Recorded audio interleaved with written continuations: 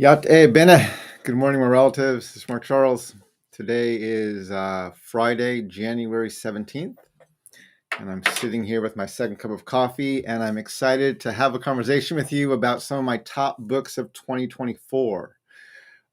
So if you've been following me this past year, you know I've done a lot of reading this past year. Over the past 2 years, 18 to 24 months, I've radically changed my health. I've adjusted my sleep, I've adjusted my eating, I've changed my movement, I've changed my circadian rhythm, a lot of different changes. And a lot of those changes came from books I've been reading. And I'm working on two books right now that I'm writing. One is called Decolonizing Faith, and the other one is called Decolonizing Health. And I'm writing the second book. I'm working on the second book because of all of the health books I've been reading over the past couple of years. I've realized every author thinks they find the one solution, the one thing. If you can just do their one thing, you'll fix your life and you'll be beautiful and healthy and you'll live forever and blah, blah, blah. And they oversell it.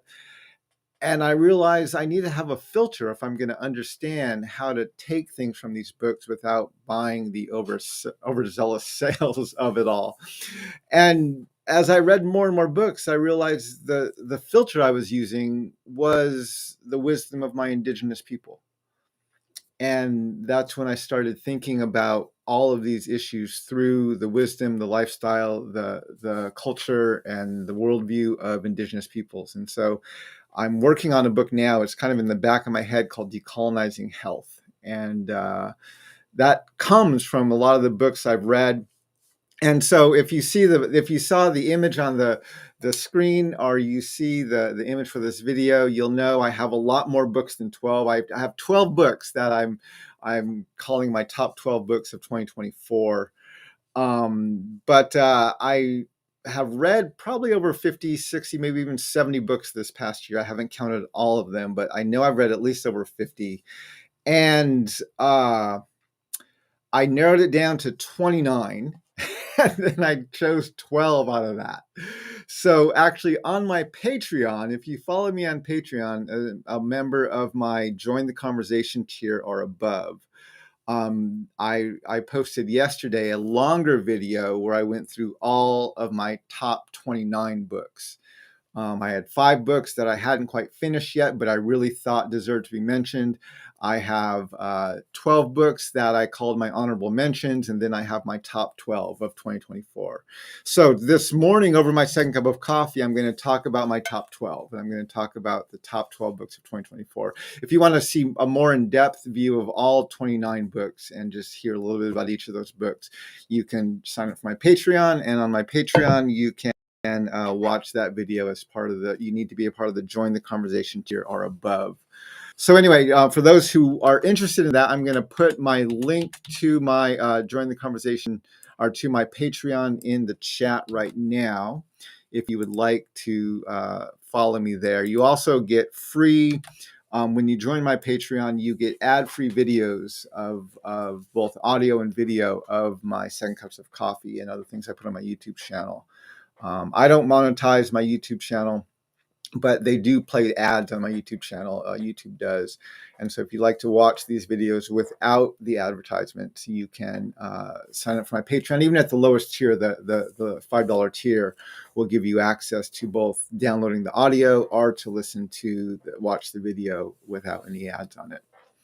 But anyway, for those who are here, Yate, it's great to have you all with me. Let me just acknowledge that I'm speaking to you from the land of the Piscataway, now called Washington or Washington, D.C. And I have been living here for the past decade now. We moved here in 2015. And so it's been 10 years. This summer we'll have been here for a whole decade. But these are the traditional lands of the Piscataway, and I want to honor the Piscataway as the hosts of the lands where I'm living. I want to thank the Piscataway for their stewardship of these lands, and I want to just remind myself and all of us that we need to walk in humility on these lands, knowing that the stories of these lands, the history of these lands go far beyond what is taught in our Western educational system. And so, my Piscataway relatives, thank you for your stewardship of these lands.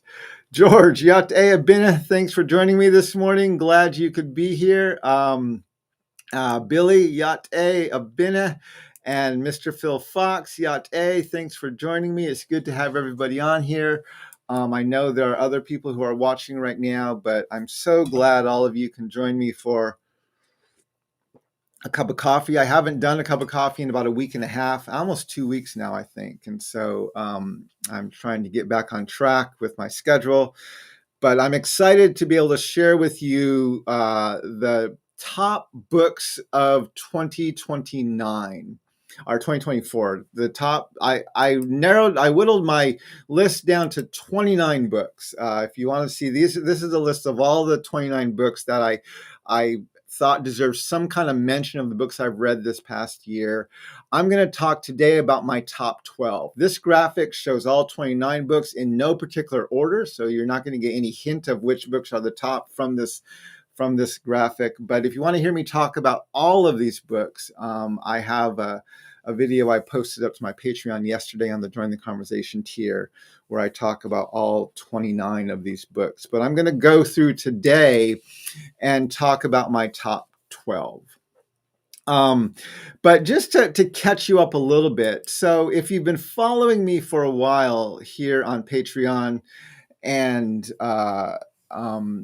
you know that over the past 2 years, I've made some pretty radical changes to my health. I had my hip replaced about a year and a half ago.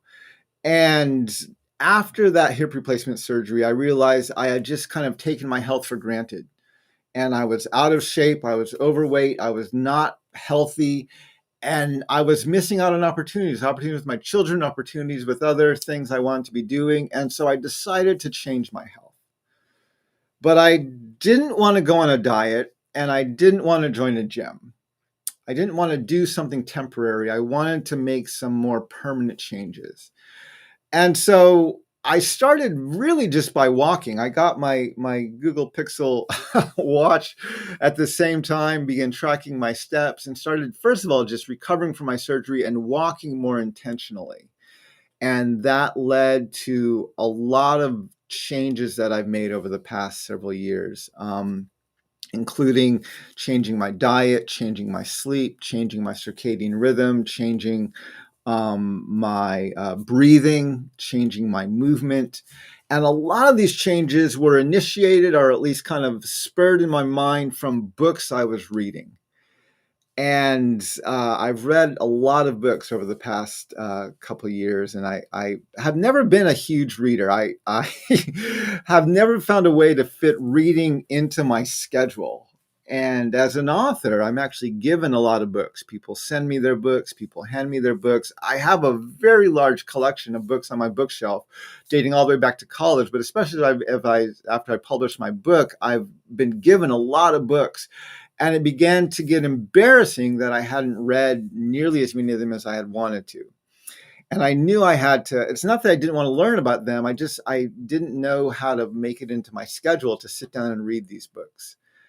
And I discovered Audible. I learned about Audible and realized that I could listen to many of these books on my headphones and take them with me when I was out walking, when I was out driving, when I was traveling. And I began listening to books on Audible and started reading a lot of books that way. I have one of the premium subscriptions to Audible where I get 2 free Audible credits a month. So I'm downloading at least 2 books a month from Audible.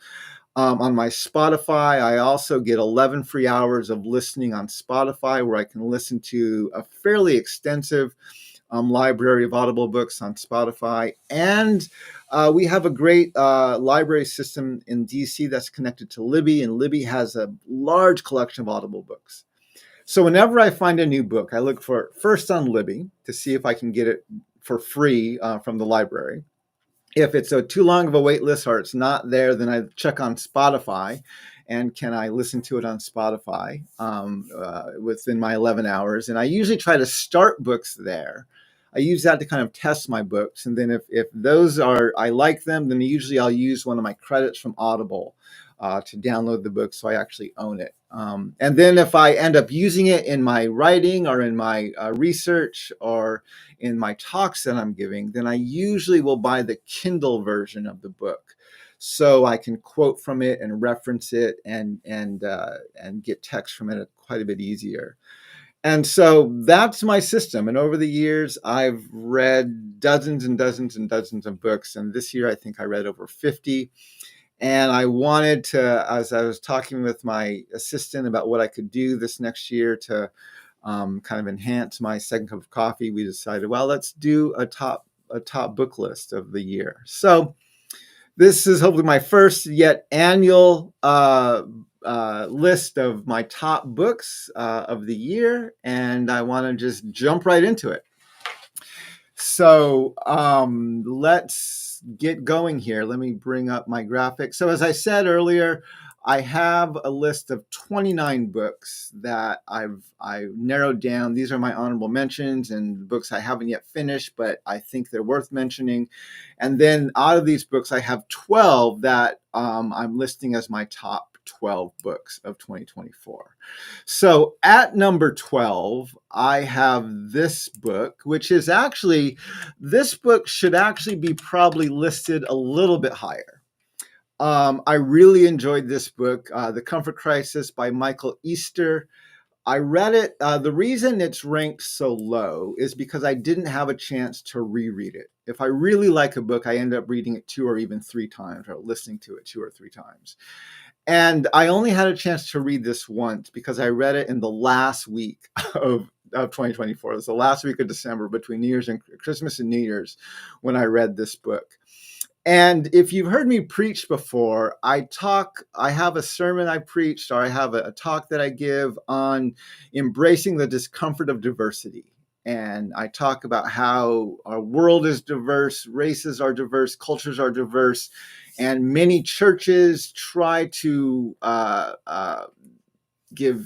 they try to make a comfortable space, which often means assimilation and making people the same, and that kind of ruins diversity. And I talk about, in my sermon, I talk about we need to learn how to embrace the discomfort and therefore even the beauty that comes from diversity. And so this book caught my eye. It's not talking about race, or it's not talking about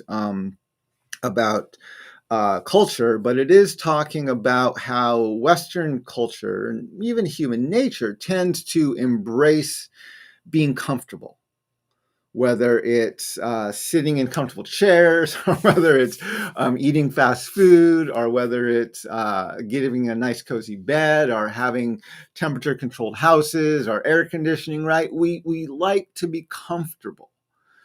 And Michael Easter in this book points out the physical advantages that come from being uncomfortable.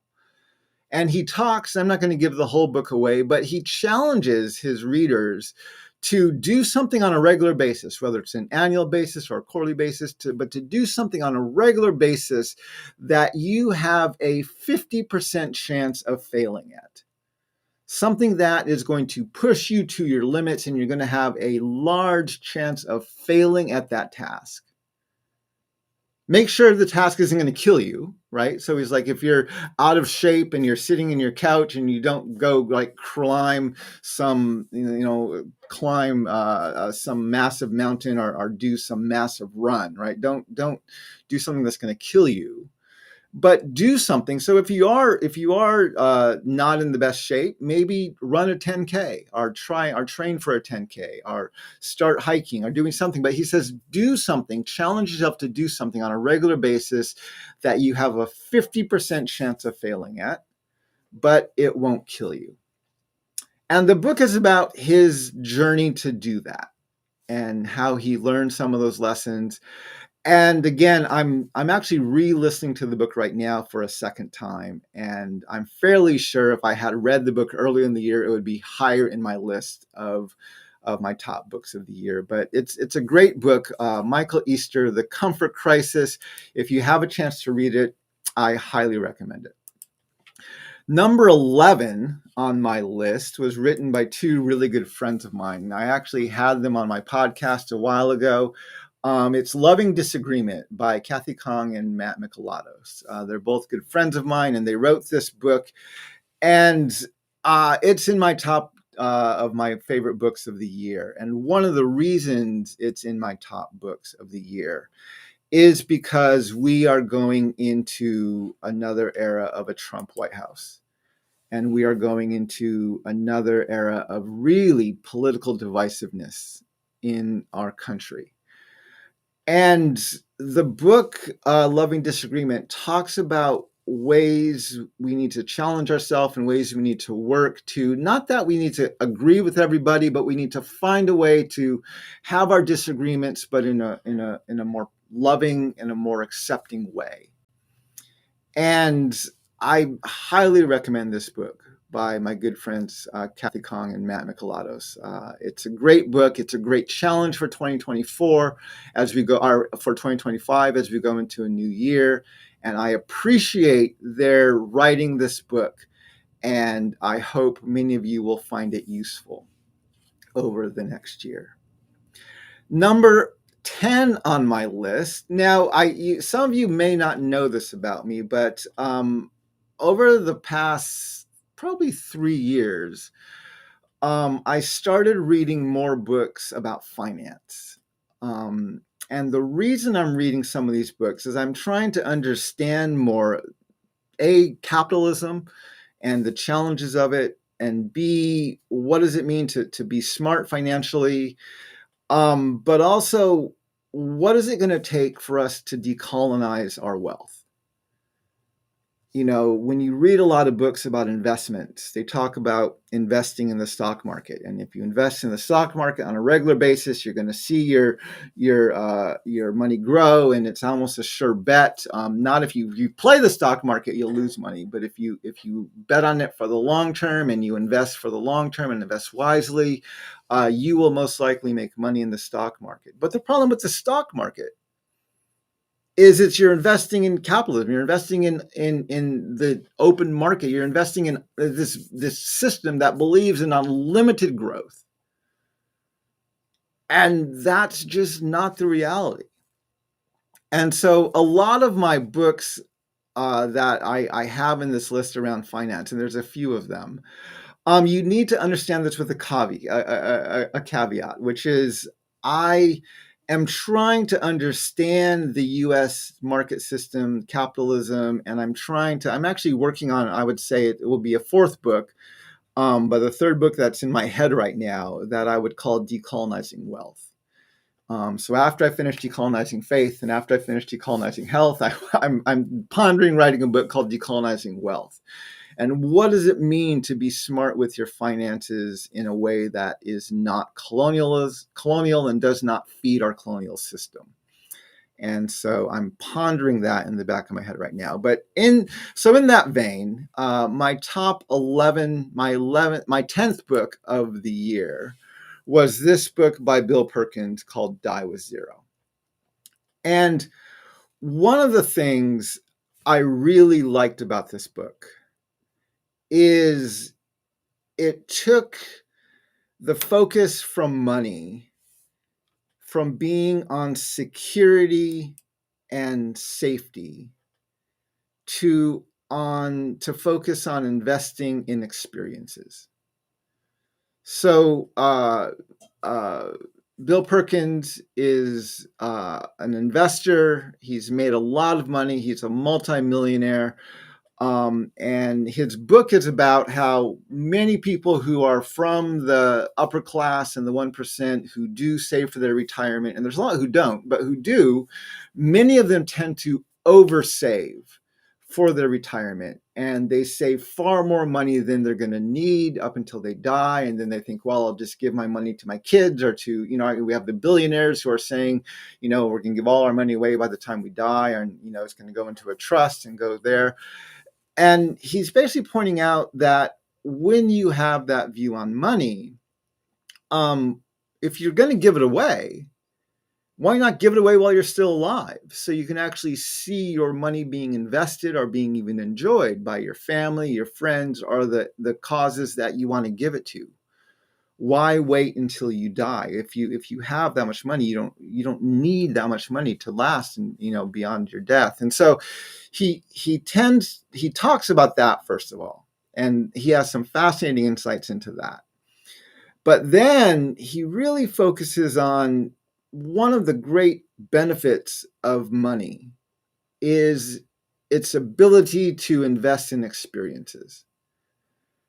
And the reason he says he wants to die with zero, he wants to run out of money when he dies, is because he wants to be able to kind of get everything he can out of his money, either watching his children enjoy their inheritance before he dies or giving it to his charities before he's gone so he can watch them use it and see them be blessed by it, but also so that he can have experiences. And he talks a lot about in this book how we think, right? Many people think, well, I'm going to live for my retirement. I'm going to save for my retirement. And then I'm going to start doing all these things I want to do.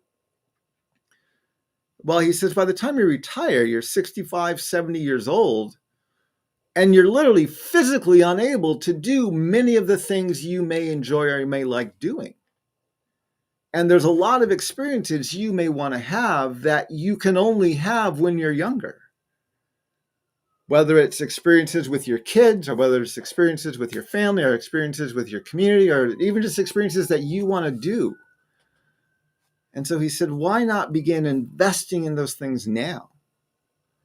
And this book actually had an impact on me. I remember after I read this book, I had a conversation with my family and our kids. And I said, our daughters are in high school and they're going into college in a few years. Our oldest daughter is a senior this year. Our youngest daughter is a junior, are a sophomore right now. And I said to them a year ago when I read this book, I said, what are the experiences that you would like to have before you leave for college? And our youngest daughter said to me, she said, I would love to go downhill skiing.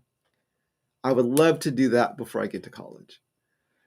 And so last February, her school actually has a winter break. They take a week off, and we use some of the points that I have on my Southwest Airlines, and we flew to New Mexico and we went skiing. And we had a great time. We went skiing with my cousin at Purgatory up in near Durango, Colorado. And this year we're going back, and my son is going to join us, and the three of us are going to go skiing together. And we are gaining these experiences, and which is again something that was a literal application I got from this book, Die with Zero. And so I really like this book, Die with Zero, because it's a kind of a paradigm shift on how to use money and the benefits of money. And it wasn't until the end, as I'm reading through this book, I'm kind of amazed by the author. I'm like, wow, he has a very different approach to money than a lot of other of these authors that I've read. It wasn't until the last chapter of the book I realized Bill Perkins is Black. And once I realized he was Black, because I'm listening to this on Audible, so I don't have a book in front of me. I'm not looking at the cover, at the back cover. I don't see a picture of him. But at the end of the book, I realized, oh, Bill Perkins is a Black author. And it suddenly his book made a lot more sense because he was approaching his finances from a completely different cultural context than most financial books are written by white people. And so they have a certain cultural context they take with their money.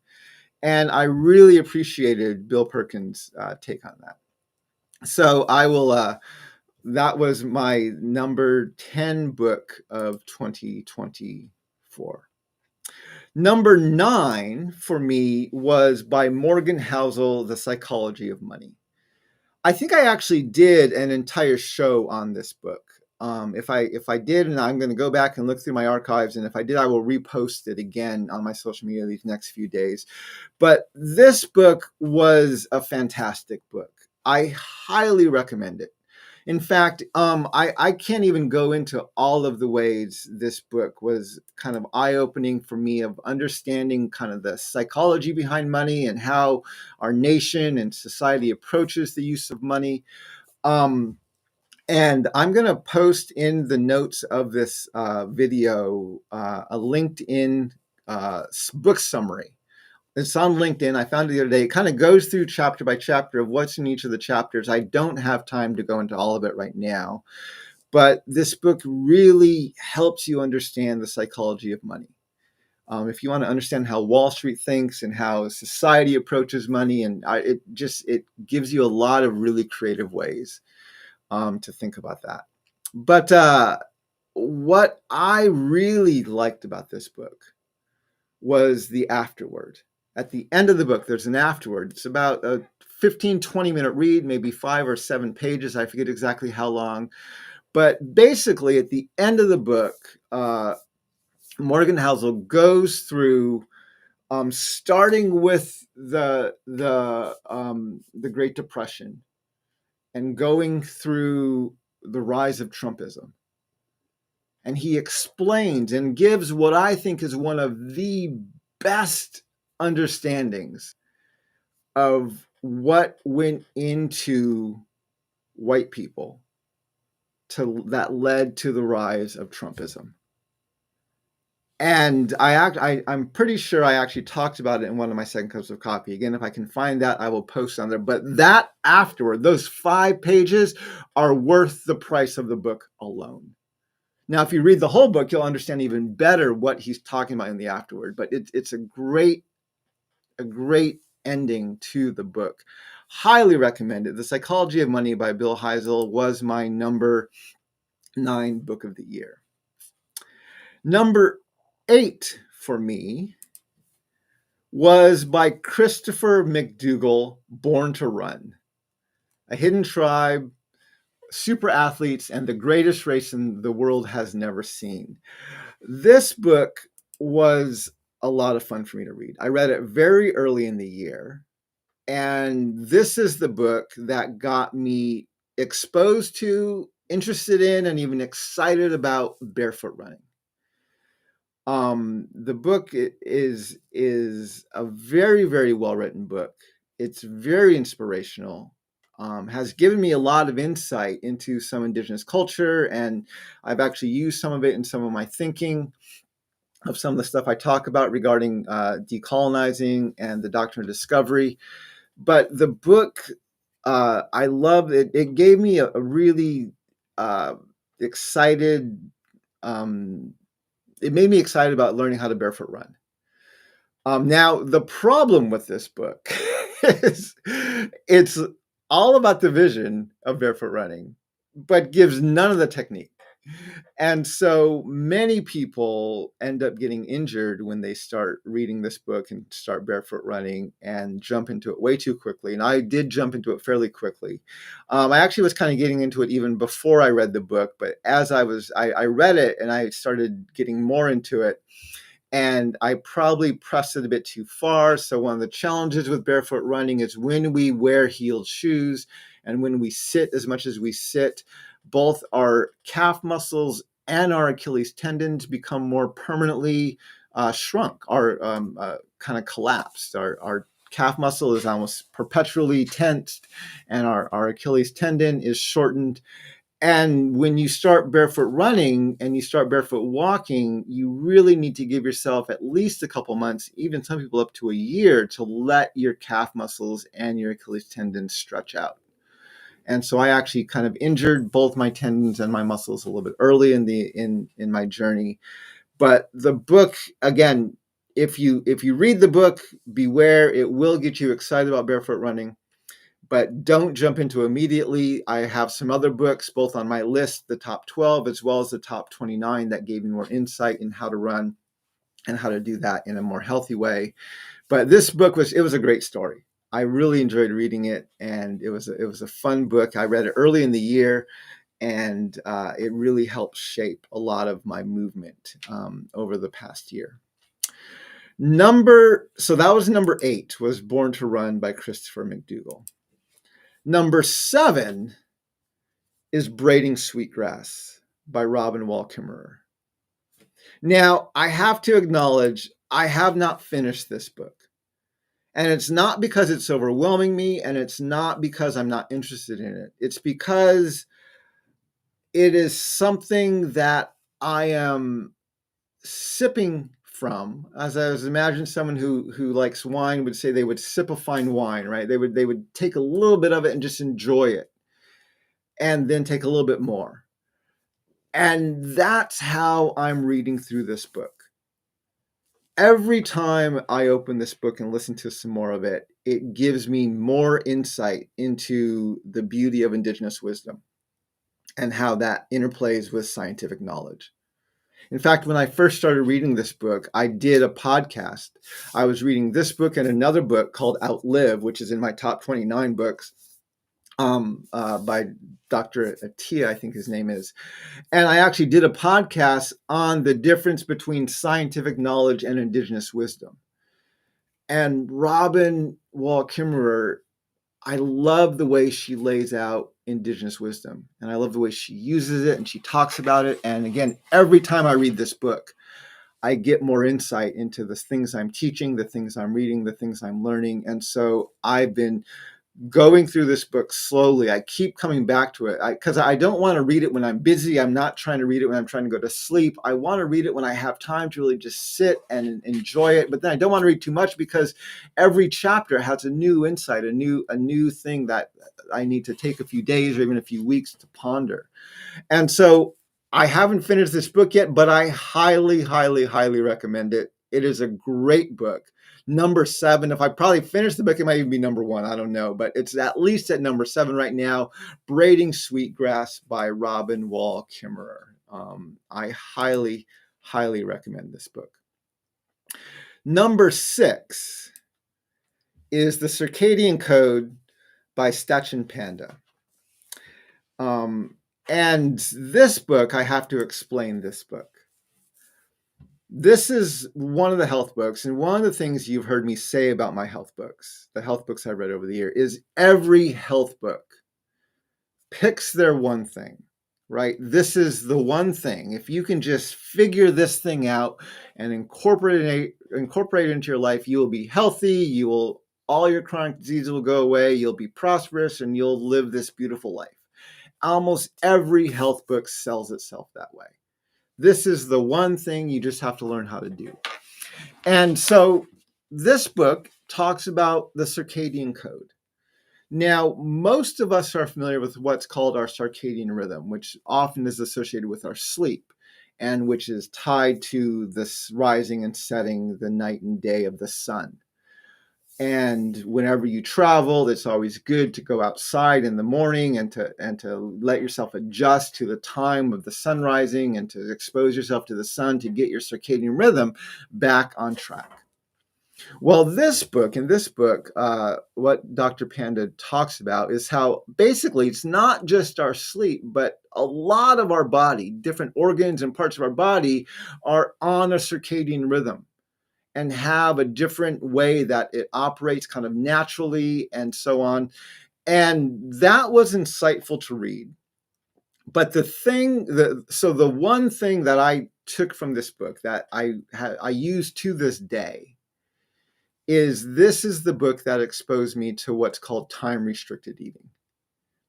Time-restricted eating, as compared to a lot of people talk about what's called intermittent fasting, which is when you take certain periods, whether it's once a month or once a week or every few days, where you'll have a fasting period. Some it will be for 12 or 14, 20 hours. Some will be 24, 48 hours. Others it will be something else. They'll do it once a week, once a month, once a quarter, and they'll have these periods of intermittent fasting to get their digestive system and things in their diet back on track. That's not what time-restricted eating is. Time-restricted eating is basically the circadian rhythm of your digestive system. And he talks about the health benefits. Basically, the challenge we have as a society is many of us eat late into the evening, even if it's just like a few pieces of fruit or a piece of cheese before you go to bed or a glass of milk. And then we have something soon after we wake up, whether it's a glass of orange juice or a banana or a bagel or even cream in your coffee, right? And so basically what he talks about is because we're activating our digestive system late into the night and reactivating it early in the morning, our digestive system really only has anywhere from 5 to 8 hours to actually be down. And it's actually less than that, because once you activate your digestive system, even if you eat a piece of cheese or something late at night, it initiates your whole digestive system. It goes through a whole process, and it takes a while, a few hours, for that piece of food to work its way through your digestive system. You produce insulin if you ate something with carbs, and you need to turn that into glucose, and right, it does all of these things. And so because of that, we are always producing insulin. We always have glucose in our blood. We are always, our digestive system is always working, and it never gets a rest. And so he talks and challenges people in the chapter on that to have a period of time-restricted eating where you don't have calories after a certain time, and you don't eat calories before a certain time, and give your digestive system time to actually be shut down. And so out of this book, I implemented a minimum of a 14-hour time-restricted eating shutdown. So I try to do all of my eating between 9 a.m. I don't eat any calories before 9 a.m. And I work really hard to not eat any calories after 7 p.m. And so sometimes I'll eat, well, if my daughter gets home from practice late, we'll eat 6 or 6:30 or 7, and I won't be done eating till 7 or 7:30. Other times, oftentimes I'll be doing things in the morning, and I won't eat until 10 or even 11, sometimes noon. And so I usually have a fairly good time restricted or an eating window of anywhere from 7 to 10 hours, which means I usually have between 14 and 16, 17 hours of letting my digestive system rest. And this has many benefits. And I've been doing this now for about 9 months, almost 12, not 12 months, about 9 or 10 months. I started this, I read the book late last winter, early spring, and I began implementing it almost right away. And I find this is one of the things that allows me to maintain a healthy diet, regardless of whether I'm home or on the road. Whenever I travel, I've set patterns of eating healthy when I'm at home. And I've been doing that for a number of years. My travel is when I always eat unhealthy. I eat too much fast food. I eat at odd times, and I eat too much junk food because I'm snacking and I'm eating things in the plane. And right, my diet goes all over the map when I'm traveling. And so I've been working on trying to find a way, how do I maintain a healthy diet and not gain weight when I'm traveling? And what I found is when I travel, and it's difficult because people take me different places to eat, I'm offered different foods, and I have a weirder schedule, and so I get more snacks throughout the day. And so it's hard, and I'll be honest, it's hard to eat salads in a restaurant. It's hard to do.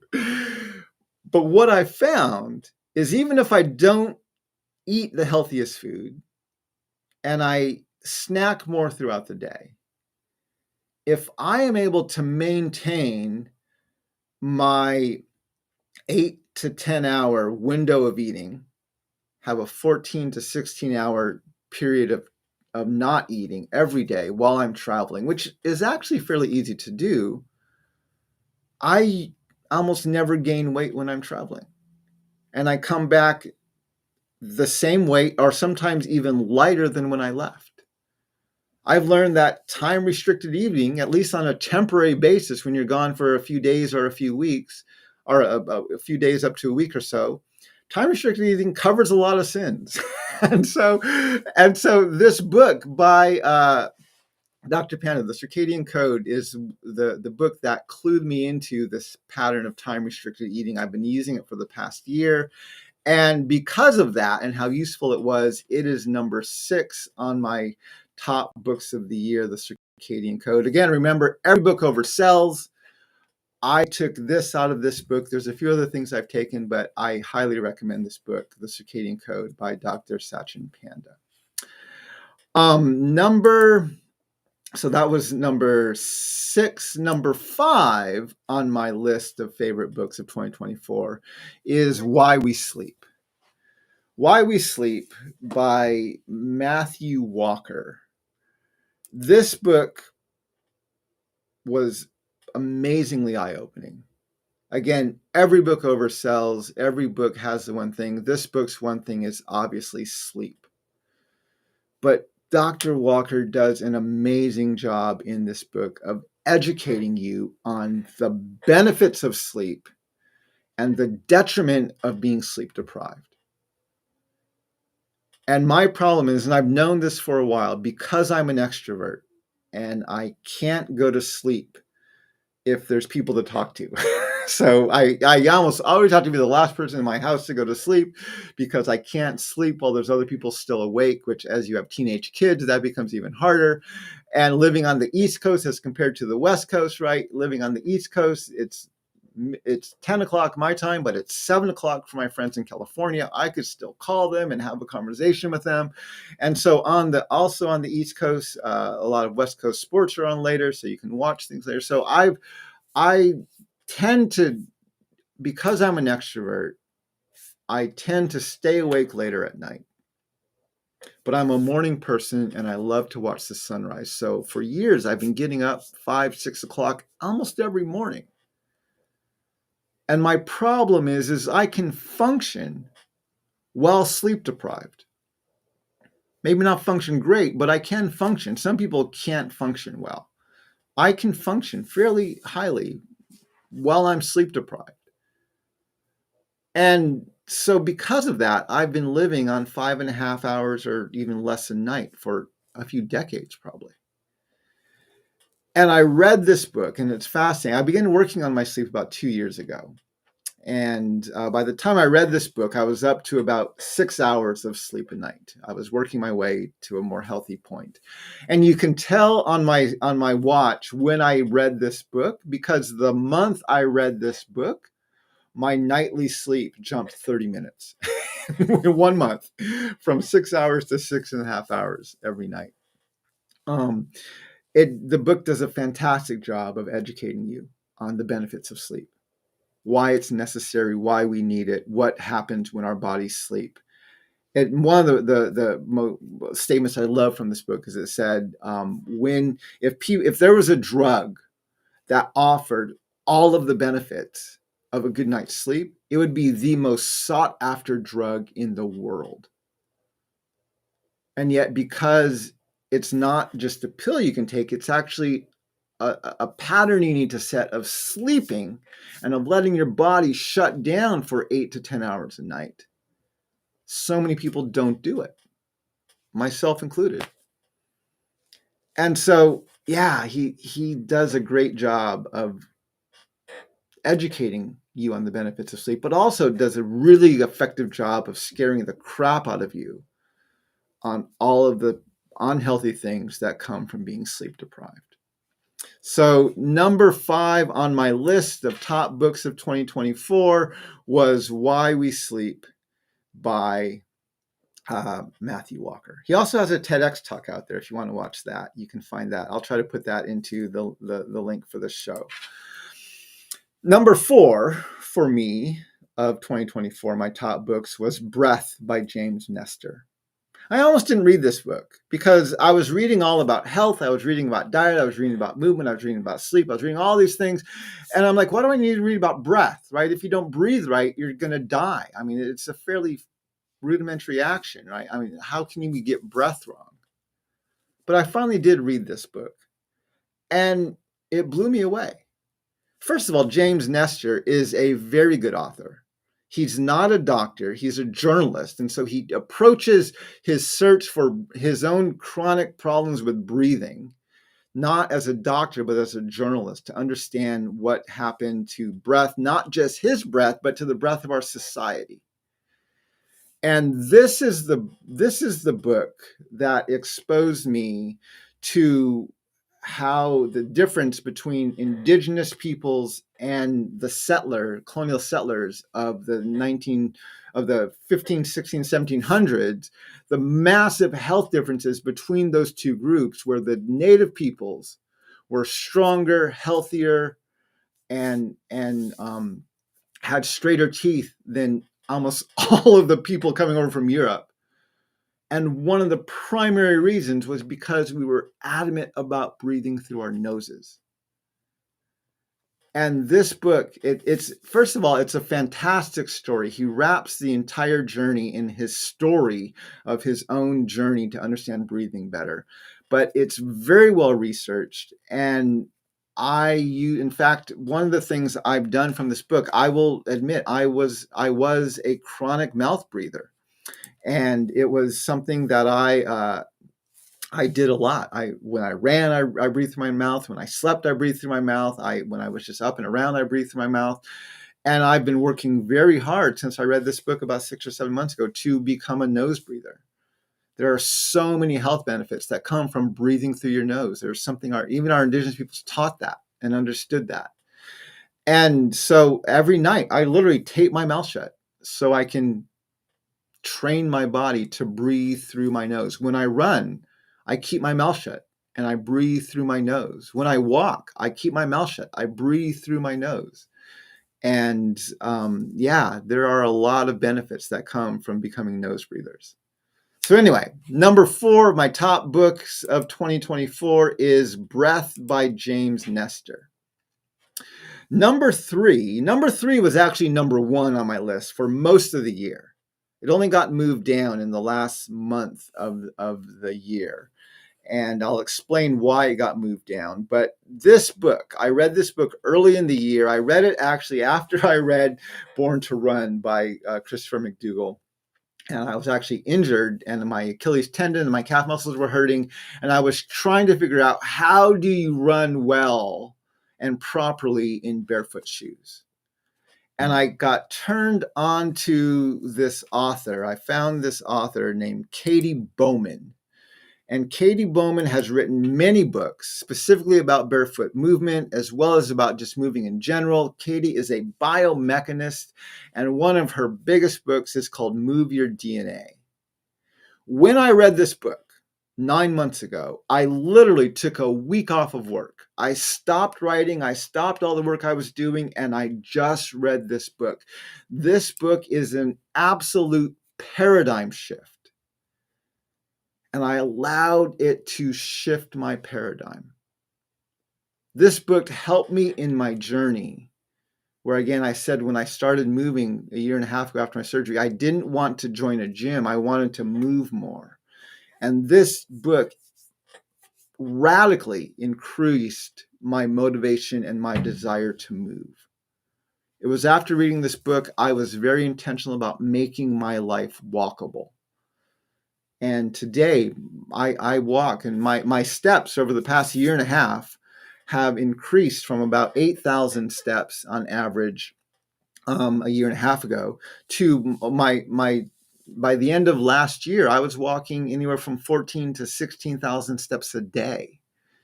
And not just going for one massive walk, but literally walking all throughout the day.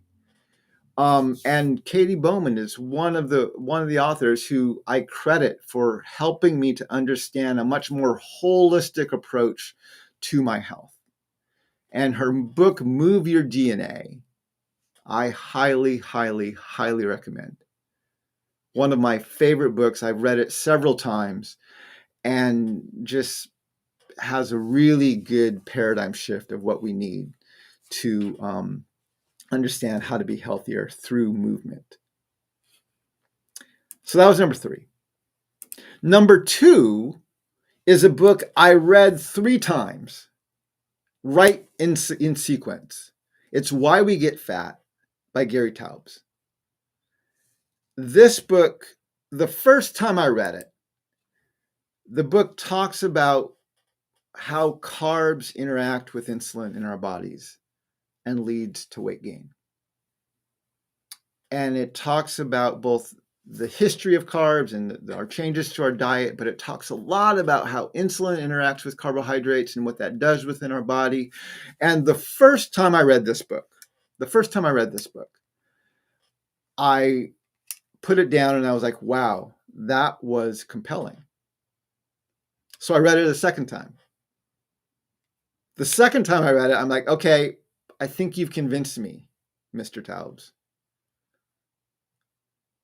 So then I read it the third time because I'm like, I have to understand, because he references a lot of medical studies, a lot of things going on in the medical system, and he talks a lot about and gives a lot of references. And I'm like, I have to go back and actually begin deconstructing some of your arguments so I can actually understand what you're saying and why. And he takes a fairly untraditional stance to diet and exercise. Now, again, every book oversells. Every book goes a bit too far, including this book. But I will tell you, this book actually motivated me not just to eat healthier, but to begin to intentionally change my diet.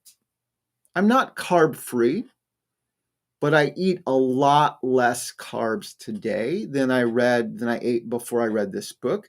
And I especially eat a lot less simple carbs. And yeah, that book, Gary Taubes, Why We Get Fat, I highly, highly recommend the book. Again, it's not the thing that's going to change everything, and it's not the only solution. But as far as a paradigm shift of how to think differently about the food we eat, and getting access to some really good research on what we've been told and what we haven't been told about food and our health, it's a really good book. I highly recommend it. Number 2 on my favorite books of 2024. Number 1. Now, this book I read earlier in the year, and I liked it, but I wasn't enthralled by it. But I realized as I was reading it, as I was going through the rest of my year, and especially I began talking more about decolonizing health, I started going back to this book more frequently because of some quotes I got out of it and some things I got from it. And so it was in December, I decided I need to read this book again. And I read the book again. And I realized this is it. This is my top book of 2024. Movement Matters by Katie Bowman. I encourage every one of you to read this book. First of all, Katie is a fun author.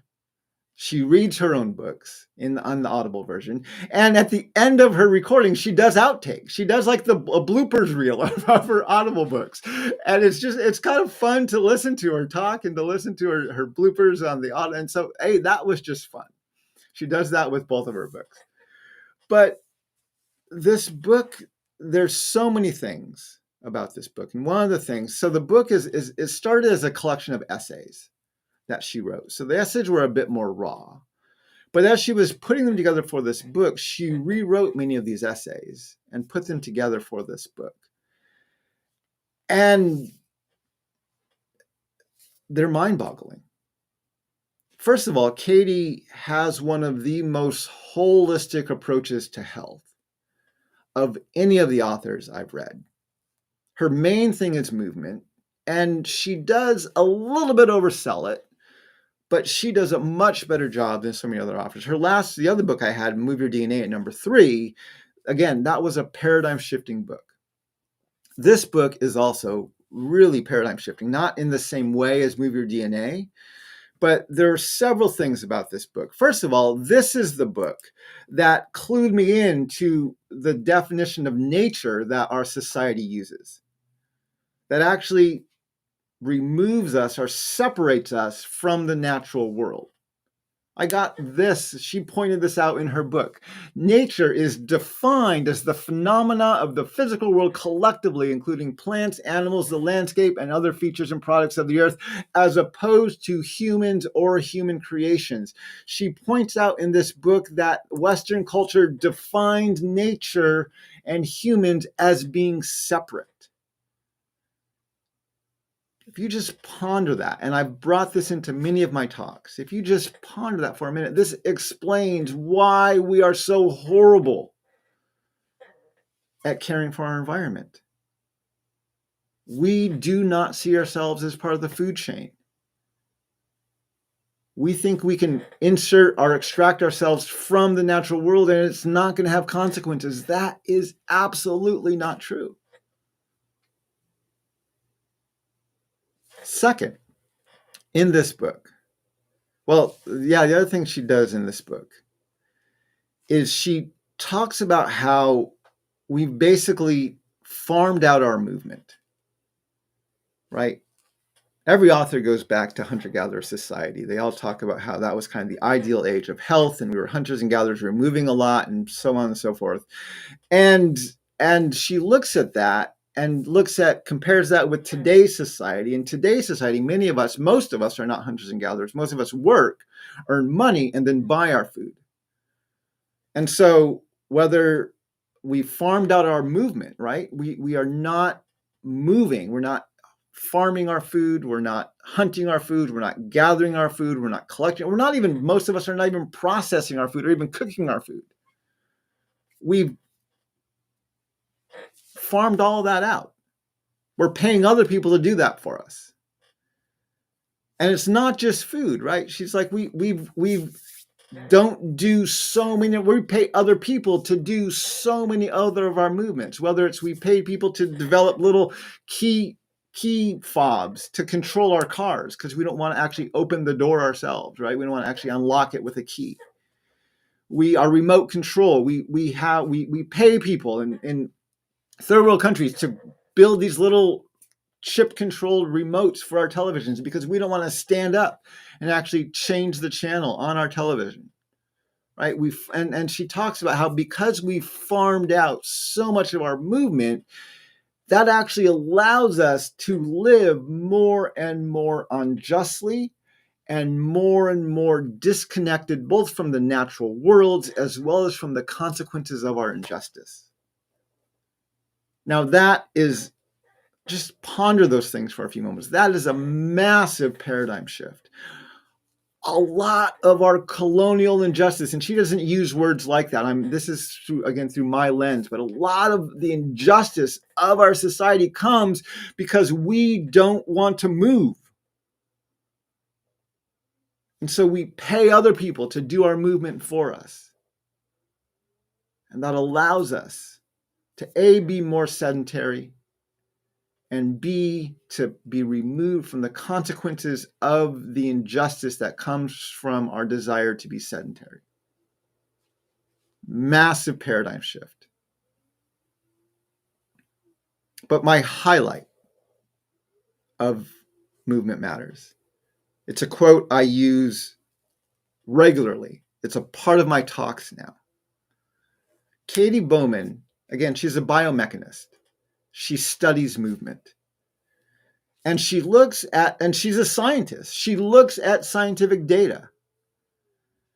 And she talks about how science is reductionary. So if you want to be a doctor, you study biology, and then you study human anatomy, and then you begin to specialize in a certain area of the body, and then you specialize in an organ of the body, and then you specialize in a part of that organ. And eventually you're like the expert on the left front ventricle of the pancreas, right? And that's your area of expertise, and you understand everything about that. You write books on it, and you talk about how it interacts with everything, and that's your area of expertise. And that's how science works. You reduce things down to their smallest component, and you study them. But she says in regards to movement, science doesn't teach you how to move because movement requires a holistic understanding. And science is reductionary. And she uses this quote. She says, I would suggest that a group of people have never been this sedentary and survived. We have no idea how to move. And so we are turning to science to show us. P.S. That's not science's role at all. But when you have an elder-free society, you have to turn somewhere, and scientific data is where many of us are turning. When I read that quote, my jaw dropped. I don't know what she meant by elder-free society, but I know exactly how I read that. When you live in a nation founded on a doctrine of discovery that exploits people through their desire to be sedentary and farms out their movement to people who can be exploited for low wages to do that movement for you. When you claim that you discovered lands that were not empty because you dehumanized those who were living there as savages, you believe you have nothing to learn from them. You believe they have nothing to offer you. And so you have an elder-free society. You've dehumanized the people who have been living in these lands for tens, hundreds, thousands of years. You have an elder-free society. And that's one of the reasons why health in Western culture is so absolutely bankrupt. Because they're learning nothing and see no value to how the people who were here long before Columbus got lost, see how they were living. And again, her book, Movement Matters. I'm one of my goals for 2025. One of my goals for 2025 is to have Katie Bowman as a guest on my second cup of coffee, because I really appreciate her writing. I love her books. And I would love to have a conversation with her. So one of my goals for 2025 is to have Katie Bowman online with me, sharing a second cup of coffee, so that we can talk about some of the things she says in her books, and I can ask her some questions, and I think we would just have a great discussion. So Katie Bowman, Movement Matters, is my top book of 2024. I've already started reading books for 2025. I've actually been rereading. I've read my first book 3 times now. There's a new book I'm reading. It's called The End of Cravings. And I'm probably going to do a second cup of coffee on it in a few weeks. I'm not going to go into it right now. But basically what I'm saying to you is I'm already really excited about the books I'm reading in this new year. And I definitely want to do this again for 2025. But yeah, I really appreciate everybody. Thank you so much for joining me to talk about my top books of 2025. Again, if you want to hear me have a discussion about all the books that made my top 29 of my honorable mentions and the books I've started reading but haven't finished yet, you can subscribe to my Patreon. And on my Patreon, I just uploaded a video yesterday where I talk about all 29 of these books. And you can also get other resources on there. And I will begin posting some of my second cups of coffee from the past year, where I talked about some of the books that I mentioned today. But my relatives, I really appreciate all of you. Let me see who's on the chat. I haven't looked at the chat in a little while yet here. But I want to thank you, Russell Yate. Thanks for joining me today. Susan, so much. Thank you for joining me today. Yate Joe, thanks for joining me today. I'm grateful for all of you who are here with me on my second cup of coffee. I hope you have a wonderful rest of the day. And let me share with you one more time the link from my for my Patreon. So if you'd like to go back and find that, so those episodes, or that other episode on my Patreon, you can do that there. But yeah, my relatives, walk in beauty. I look forward to this new year and hope we all can learn how to walk in beauty together. Yeah, and hook on that.